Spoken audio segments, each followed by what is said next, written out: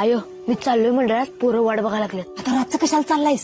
अगं आय, उद्या शिवाजी महाराजांची जयंती आहे. मंडळात पताका लावायचा आहे, सगळ्या रस्त्यांवर रांगोळी काढायची आहे. पप्पा झोपल्यात, मला यायला येळ होईल.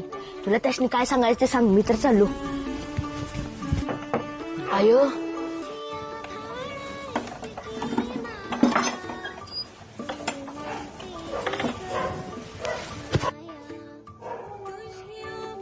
आयो भुका लागल्यात, हाय का जेवण? तू आतू जा तिकडे रे. काय विचारले का पप्पा माझ्याबद्दल? विचारलंच की ते नव्ह, ते काय करत होतास एवढ्या रातचं? अगं शिवाजी महाराजांची जयंती आहे, त्याचीच काल तयारी करायला तो. मी चौथीला होती का नाही तेव्हा एक धडा होता आणि त्यात होतं बाबा काय शिवाजी महाराजांच्या आधी महाराष्ट्रावर कुणाची सत्ता होती, निजामशाह आणि आदिलशाहीची सत्ता होती, एवढंच माहितीये मला. तिथनं शाळा सोडली. महाराज होता म्हणून आपण हाय. शिवाजी महाराजांसारखं राजा पुन्हा होणं. राजा रयतेच्या सुखासाठी जीवाची मी पर्वा करत नव्हतं. अगं माझ्या राजाचे गुण सांग काय, तसे लय आहेत, पण त्यातले एक ऐक. त्यावेळी सुरतेवरून येत असताना का नाही मावळ्यांना आणि सरदारांना एक सुंदर स्त्री दिसली.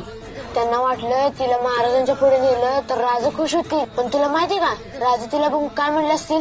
अशीच सुंदर आमची आई असती तर आम्ही पण सुंदर जन्मलो असतो. अगं हे होतं राजांचे विचार, नजर, भावना. नाहीतर आत्ताची माणसं बायकांकडे बघण्याचा दृष्टिकोनच भंगार. अरे असा राजा पुन्हा होत नाही बघ. इजा पण नुसतं महाराजांची दाढी आणि डुलं घालून तसं दिसायला जायचं नाही, त्यांची गुण घ्यायची. नाही असतेत काय काय बादर, नुसतं दाढी वाढवायचं, डुलं घालायचं आणि चौकात पुरे बघत फिरायचं. असलं नाही करायचं. महाराज महाराज महाराज तुझ्या काळजात आलं पाहिजेत आणि त्यांच्या पावलावर पाऊल ठेवून पुढे जायचं. काय तर मानीन मी, तू महाराजांना मानतोयस. राजांसारखं व्हायची पात्रता तर नाही माझी, पण त्यांच्या गुणाचा वारसा मी पुढे नेतो का नाही बघ. राजाला राज आलं जिंकून